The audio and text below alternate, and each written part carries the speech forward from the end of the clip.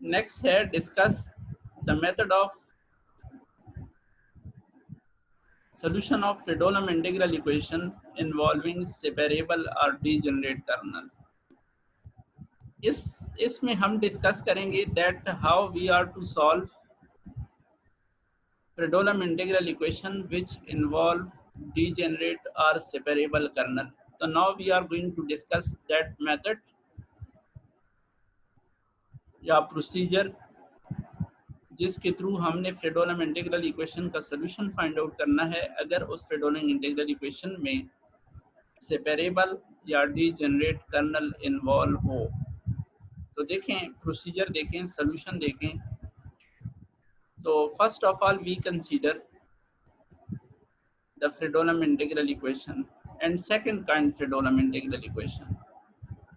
Consider the second kind Fredholm integral equation u of x is equal to f of x plus lambda e to b k x y u of y into dy. Now k x y is separable or degenerate kernel.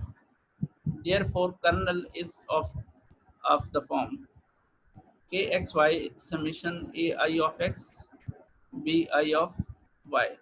मतलब कि वो separate हो सकेंगे, x का अलग से function और y का अलग से फंक्शन आएगा। जैसे मैंने ऊपर आप लोगों को एग्जांपल दे दी है, ये इस तरह का कर्नल है, ये e की पावर x प्लस वाई, इसको आप ब्रेक कर सकते हैं e की पावर x इंटू e की पावर y.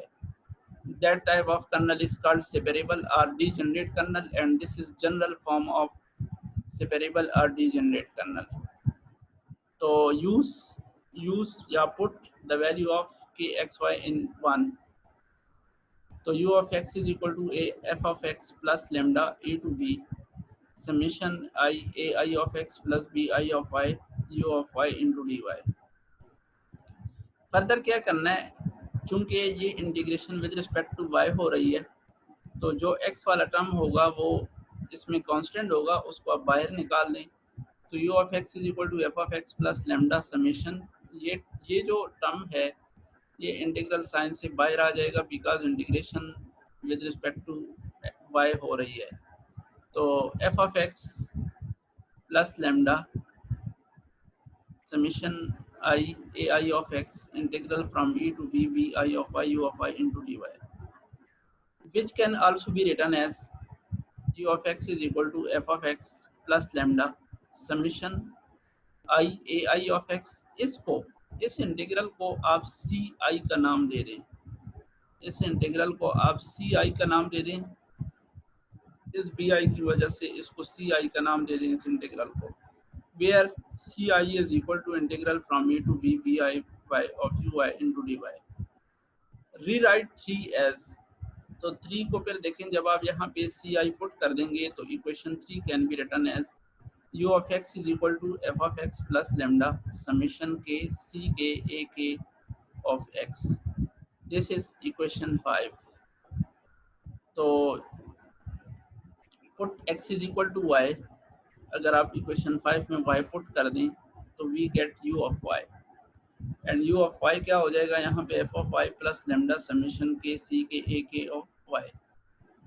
अब ये क्यों किया इस तरह, उसकी वजह ये है कि हमने ये ci कैलकुलेट करने हैं। ये ci जो हमने इस इंटीग्रल को कहा हुआ है इसको हमने कैलकुलेट करना है। These are unknown which can be calculated now.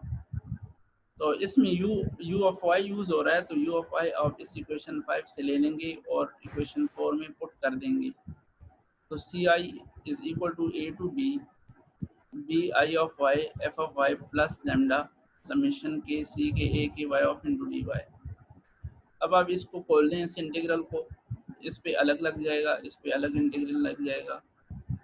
अब आप जो है इस इंटीग्रल को नाम दे दें, इस इंटीग्रल को आप नाम दे दें एफ आई का, तो सी आई, और इस इंटीग्रल को आप नाम दे दें ए आई के का।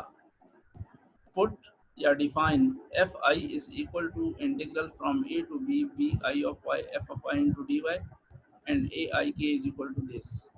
तो सी आई आपके पास बन जाएगा F I plus lambda summation के सी के ए आई के। अब इस पे भी टेंसर वाला ला अप्लाई कर दें तो ये summation J delta I J A I के इक्वल होता है, तो यहाँ के कैंसिल हो जाएगा तो ए आई आ जाएगा। तो ये हो जाएगा C I is equal to F I plus lambda A I. लेकिन चलो मैं इसको मज़ीद उसने कुछ इस तरह सिंप्लीफाई किया है कि देखें सी आई इसकी ऊपर आप पुट कर सकते हैं इसको यूज़ करते हुए जिस तरह उसने देखें ए आई की जगह पे ये लिख सकते हैं ना, इससे ये ए आई आता है, तो इसी तरह सी आई की जगह पे ये सम आप लिख सकते हैं। तो ये सम हमने लिख दिया। अब जब सम लिख दिया तो अब सम के जो दो टर्म्स है, एक ये वाली टर्म और एक दूसरी जो है वो ये वाली टर्म लेमडा के साथ जो है, इन दोनों को आपस में मिला लें और एफ वाला टर्म दूसरी साइड पे रखें। अब equation C is equivalent to a set of n algebraic equation. इसमें जो वेरिएशन है आई की, that is from 1 to n, C1 C2 C3 Cn तक। तो ये n अलजेब्रिक इक्वेशन है, आप इसको लिख सकते हैं। देखें उसने लिखा है नीचे when we put I equal to 1। अब आप लोगों को पता है कि I 1 हो तो डेल्टा 1 1 पे आंसर 1 आएगा, बाकियों पे 0 हो जाएगा। तो ये देखिए उसने डिटेल से लिखा है। तो where I is equal to 1, तो I जब इस सम में 1 पुट करोगे तो ये हो जाएगा डेल्टा 1 के माइनस लेमडा ए 1 के सी के, और यहाँ पे एफ आई एफ 1 हो जाएगा।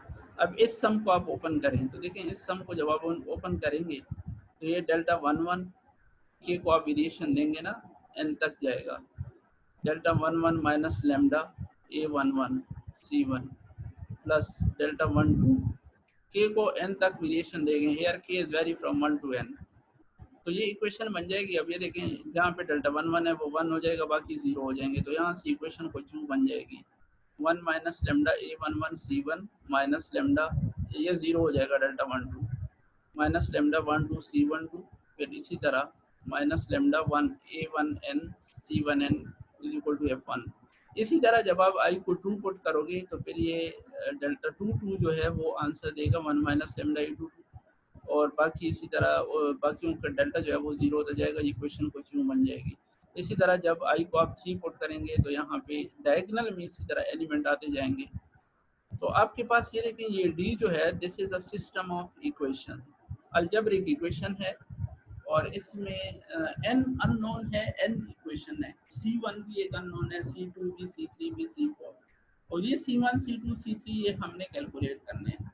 और अगर आप इस डी को देखें तो this represent non homogeneous algebraic equation, system of algebraic equation जिसमें अननोन है और नॉन होमोजेनियस है ये सिस्टम। जब ये system non homogeneous, this is a system of equation C और D will unique solution if the coefficient is non singular. हाँ ठीक है। यहाँ पे देखें इसका अगर आप कोफिशिएंट मैट्रिक्स बना दें तो अगर आप इस सिस्टम को मैट्रिक्स के फॉर्म में लिख दें तो कोफिशिएंट का जो मैट्रिक बनेगा ना वो बनेगा 1 minus lambda A 1 1 minus lambda A 1 2 minus lambda A 1 N और इसी तरह minus lambda A 2 1 1 minus lambda A 2, और जो अननोन का कॉलम मैट्रिक्स बनेगा वो बनेगा C1 C2 C3 Cn, और इसी तरह जो बी मैट्रिक्स बनेगा वो बनेगा कॉलम मैट्रिक्स को F1 F2 Fn तक बनेगा। तो जो कोफिशिएंट का मैट्रिक्स है उसको उसने डी ऑफ लेमडा से डिनोट किया हुआ है। ठीक है, डी ऑफ लेमडा से उस कोफिशिएंट का मैट्रिक्स, क्योंकि उसमें लेमडा आ रहा है तो उस कोफिशिएंट मैट्रिक्स को डी ऑफ लेमडा कहा हुआ है यहाँ पे। तो जो coefficient matrix D of lambda है ये नॉन होमोजेनियस है, तो इसका सॉल्यूशन तब एग्जिस्ट करता है जब इन्वर्स एग्जिस्ट करता हो, जब इन्वर्स एग्जिस्ट करता हो कोफिशिएंट मैट्रिक्स का।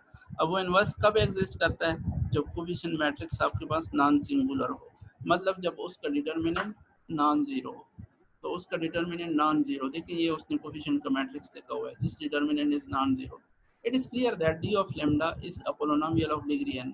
जब आप इस कोफिशिएंट मैट्रिक्स को सिंप्लीफाई करेंगे तो ये पोलिनोमियल देगा डिग्री n का, और lambda 1 lambda 2 lambda be the roots of this polynomial. इसमें जो लेमडा 1 लेमडा 2 है, अगर हम सपोज करने कि ये इसके पोलिनोमियल के रूट है तो then lambda I minus 1 i lambda i is i from 1 to n, i vary कर रहा है 1 से, ये माइनस नहीं है, आई वेरी कर रहा है 1 से n, are called eigen values of homogeneous integral equation associated with 1। क्योंकि देखिए ना, अगर ये उसके रूट्स हो, ठीक है, ये इक्वेशन के रूट्स हों अगर वो, तो इनकी करस्पॉन्डिंग नॉन ट्रिवियल सोल्यूशन आ रहे हैं ना, तो फिर इनको आइगन वैल्यू कहेंगे। Associated with one the integral equation u of x lambda e to b k x y u of y into. This system will have unique solution if lambda is not equal to lambda 1, lambda 2, lambda 3. Lambda is not equal to eigen value, अगर lambda eigen value ना हो तो फिर इस system का unique solution होगा।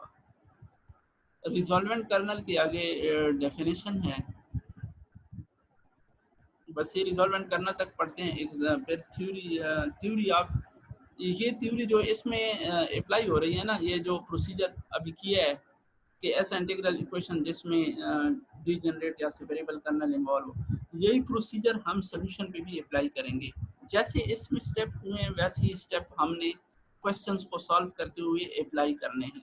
मैं यहाँ पे बस एक डेफिनेशन करता हूँ, बस फिर करते हैं। रिजॉल्वेंट कर्नल है कि इफ द इंटीग्रल इक्वेशन, ये इंटीग्रल इक्वेशन है, अगर इस इंटीग्रल इक्वेशन को इस फॉर्म में भी लिख दिया जाए u of x is equal to f of x plus lambda e to b, तो then this is called resolvent curve. अब यहाँ पे जो ये आ रहा है,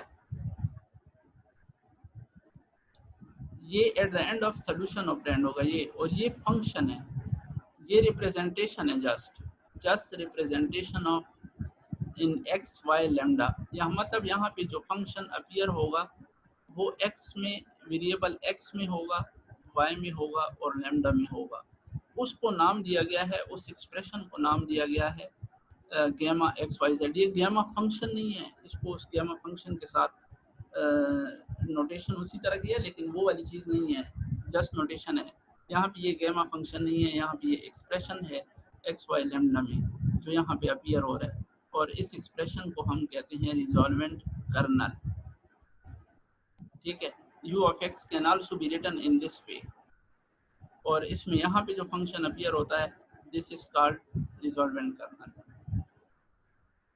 तो अब फिर क्वेश्चन भी ये देख लेंगे कि कैसे ये रिजॉल्वेंट कर्नल हम कैलकुलेट करते हैं, क्वेश्चन से पता चल जाएगा। यहाँ तक काफ़ी है, वैसे तो क्वेश्चन भी कर लेते तो ज़्यादा ये प्रोसीजर कभी समझ आ जाता, बट टाइम ख़त्म है। इंशाल्लाह नेक्स्ट क्लास में